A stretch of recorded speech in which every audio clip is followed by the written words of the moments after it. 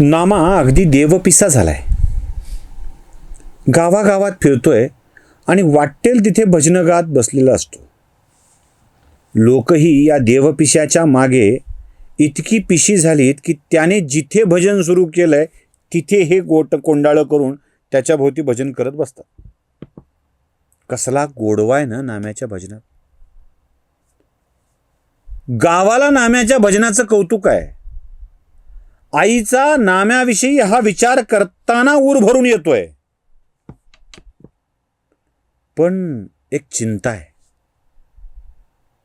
हा असा देवपिसा होऊन फिरला कसं होईल याचं? करेल काही काम? बघेल वडिलाचा धंदा बघेल? कारण आत्ता कामाला 4 रुपये कमवायला नाही लागला ना तर लग्न तरी कसं होईल त्याचं? बरं, लग्न केलं आणि तरीही हाच धंदा करत बसला तर? आईचं काळीज आहे.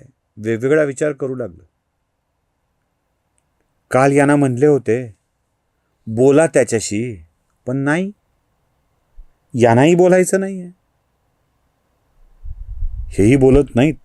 आज काय तो सोक्ष मोक्ष लावतेच. आईचं काळीज वेगळंच असतो. लेकरू करतय त्यात आनंद पण असतो, पण हेच करत राहील तर जगेल कसं याचं भय पण असतं. आईच्या डोक्यातल्या लेकराच्या कल्पना पूर्ण होत नसतील ना तर आई सैरभैर होते, कावरी बावरी होते. तिच्या लेखी काय? यानं उद्योगधंदा करावा, वडिलांच्या सोबत कामाला जावं, 4 पैसे गाठीला बांधावेत, लग्न करावं, लेकरू होईल, त्या लेकराला सांभाळावं, देवभक्ती करावी, नाही असं नाही, पण आपला संसार बघत बघत देवभक्ती करावी असं आईला वाटत असतं. आणि बाप त्याच्या मनातली वेगळीच भीती आहे. म्हणजे हे करत नाही याचं भय आहे, बायको काय बोलते याचं भय आहे, पण आपल्या लेकराला एवढी समज कुठून आली त्याचा आनंद पण आहे. काय बोलतात ही छोटी छोटी जनी आणि नामा जेव्हा बोलू लागतात तेव्हा कसं बोलतात एकमेकाशी. जनी म्हणे, नामा म्हणे, अभंगातून त्यांनी रचलेल्या अभंगातून असलं काहीतरी भव्य दिव्य सत्य सांगून जातात ना की अवाक पडायला होतं. बापाचं म्हणणं त्याला देवभक्ती करू नको असं कसं सांगू? आईचं म्हणणं तुम्हीच तर सांगितलं पाहिजे. एके दिवशी देवाला नैवेद्य दाखवून भरलेलं ताट नामदेवाचे वडील वापस आणत होते.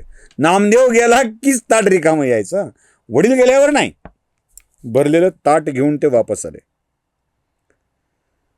दुपारी ताट ठेवलं, बसले निवांत आणि गोणाई आल्या. होय हो, बोला, मी काय म्हणतेय, काय म्हणताय ते माहीतच आहे. आत्तापर्यंत तुमच्या मनातला एकमेव प्रश्न आहे. माहीत आहे ना मेला आमच्या मनातला प्रश्न काय येतो. मग पोराशी बोलायला काय हरकत आहे? त्या दिवशी जनी त्याला घेऊन आली, तुम्ही बोलतो म्हणालात आणि जनीनं काय सांगितलं ते ऐकलं आणि डोळ्यात पाण्याचे थेंब आणून झोपलात की हो. काय बोलू ग गोणाई, काय बोलू त्याला म्हणू अशी देवभक्ती नकोस करू, पांडुरंगाच्या नादाला नको लागू. अगं पोरग देवपिसच झालाय ना, कुठल्या वाईट संगतीत नाही लागलं ना आपलं पोरग. चांगलंच करताय, पांडुरंगाचं भजन करताय, पांडुरंगाचं नाव घेताय. मग आपणच आपल्या हाताने त्याला का बरं या सगळ्यापासून दूर लोटावं गोणे? ते झालं हो तुमचं, पण ह्या जगात आलेला आणि आपल्याला सांभाळण्याचा आणि संसार चालू करण्याचा त्याचं जे कर्तव्य आहे त्याचं काय ते करायला नको? या दोघांच्या मध्येच वाद चालू आहेत. प्रश्न आहे नामदेवांच्या आयुष्याचा, वाद घालतायत ही दोघं. ते काही नाही. एक तर तुम्ही नाम्याला विचारा काय करायचंय म्हणून, त्याला सांगा की आता गुपचूप धंद्याला लाग, त्याला सोबत न्या. तो येईल, कसा येत नाही ते बघूया ना. अगं तो विठ्ठलाच्या नादाला लागलाय, मग त्या विठ्ठलाला जाऊन विचारा. उद्या सकाळी जा आणि त्या विठ्ठलाला म्हणा, अरे माझ्या पोराला सोड बाबा. गोणे, विठ्ठल मला बोलेल का नाही बोलणार? नाम्याला बोलतोच की. नामाला बोलतो, नामाच्या बापाला कुठे बोलतो? मी कोणाच्या बापाला भीत नाही हे वाक्य इथं बोलायला ठीक आहे, तिथे नामाला बोलतोय, नामाच्या बापाला नाही. ते म्हणतात मला कुठे बोलतोय तो विठ्ठल? बोलेल जाऊन बघा, त्याला मागा. काय मागू? त्याला म्हणाव माझ्या पोराला शहाणं कर. त्याला असं सांगू की तुझा नाच सोडून द्यायला सांग त्याला म्हणून? झालं, वाकडच बोलायचं. मी नाच सोडायला नाही सांगतेय, शहाणं करायला सांगतेय. नाही ऐकायचा तो माझं. का नाही ऐकायचा तुमचं?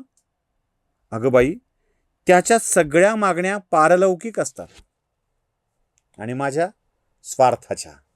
देवा माझं पोरगं शहाणं कर, देवा माझ्या पोराला धंदा करण्याची अक्कल दे, देवा माझ्या पोराला कमाई करण्याची अक्कल दे, देवा माझ्या पोराला लग्न करण्याची अक्कल दे, हे मला मागायचं आहे.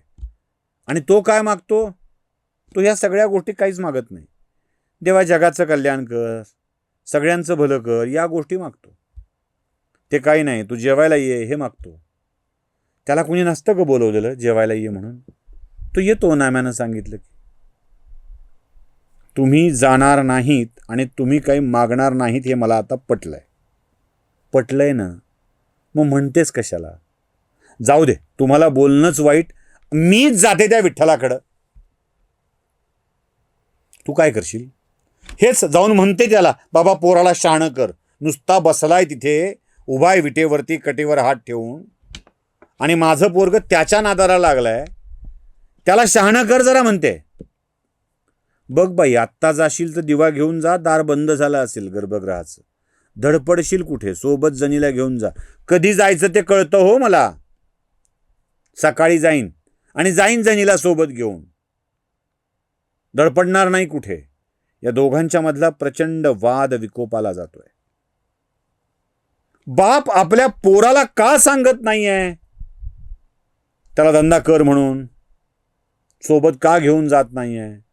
आणि पित्याला वाटतंय एवढं माझ्या घरातल्या माणसांनी मला माझ्या मागे पंढरपूर विठ्ठल हे सगळं लावून दिलंय, त्याचा दिनरात सहवास मिळावा म्हणून गाव सोडून पंढरीत येऊन राहिलं आपला अख्खा परिवार. त्याला कसं सांगू? हा संवाद असाच होणार आहे बरं का कायम. आणि नामदेव विठ्ठलाची पायरी काही सोडणार नाही. विठ्ठलाची पायरी काही सोडणार नाही. नामदेवानी विठ्ठलाची पायरी चढण्याचा, राऊळाची पायरी चढण्याचा दिनक्रम इतका कायम ठेवलाय की त्याच्या पायरीचं नावच नामदेव पायरी झालं. त्याच्या पायरीचं नावच नामदेव पायरी झालं. तो जन्मलाच विठ्ठला करता आणि मेलाही विठ्ठलाच्या सहवासात. मेला हा शब्द सुद्धा चूक ठरेल. तो विलीनही झाला त्याच विठ्ठलात. सोपं नाही आहे नामदेव होणं. पित्याला हे उमगलंय की आपलं पोरगं ऐकणार नाहीये, आणि आईने ठरवलंय की आता आपणच विठ्ठलाकडं जायचं.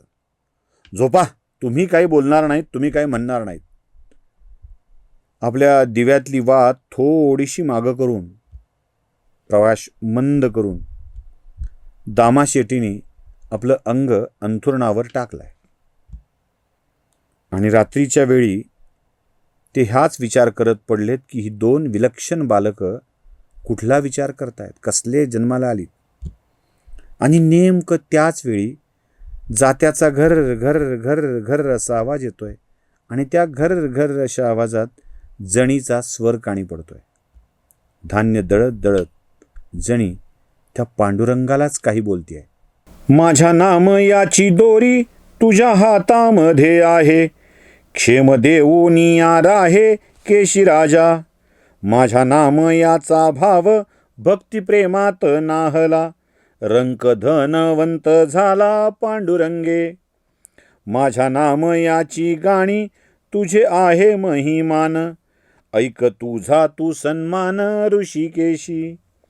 माझ्या नाम याचे ऋण कसे फेडशील देवा, माझ्या नाम याचे ऋण कसे फेडशील देवा. करी पुंडलिक हेवा वाळवंटी, माझ्या नाम याची निंदा तुझी तीच रे नालस्ती. माझ्या नाम याची निंदा तुझी तीच रे नालस्ती. मग होईल मध्यस्थी दासी जणी. किती विलक्षण आणि गोड बोलते ना जणी. पांडुरंगा, मी तुझ्याशी भांडायला येईल. पांडुरंगा, लोक माझ्या नाम्याला काही वाईट बोलतील तर तूच भांडायला आलं पाहिजे. तू वाईट बोलशील तर मी तुला भांडायला येईल. काय हे विचित्र काम आहे. एकेका ओळीचा आणि ओवीचा अर्थ लावतायत नामदेवाचे वडील दामा शेट्टी. कदाचित जनाबाईनं हे ऐकलंय की काय यांचा संवाद. ती विठ्ठलालाच म्हणते, माझ्या नामदेवाची दोरी तुझ्या हातात आहे विठ्ठला. त्याला तू नीट मार्गावर ठेव. तो चांगला राहील, क्षेम राहील याची व्यवस्था करत राहा.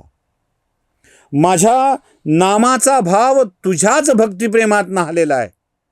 पांडुरंगा, तो तुझ्याकडे येऊनच रंकाचा धनवंत झालाय आणि तुझ्या भक्तीचा प्रेमाचं धन त्याला मिळालेलं आहे. माझ्या नामाच्या मुखातून तुझंच केवळ महिमान निघताय, तुझंच केवळ गाणं होत आहे. तुझाच तो सन्मान करतो आणि तो सन्मान, त्याचा सन्मान राखण्याचं काम तुझ्याकडंच आहे पांडुरंगा. अरे पांडुरंगा, आता बघा, मुक्ताई जरा बंडखोर होते, जनाई जरा बंडखोर होते, माफ करा, जनाई जरा बंडखोर होते. ती म्हणते तुझं सगळं तुझंच तो करतो, पण माझ्या नामयाचं ऋण तुझ्यावर आहे. सर्वस्व अर्पण केलंय ना, माझ्या नामयाचं ऋण तुझ्यावर आहे.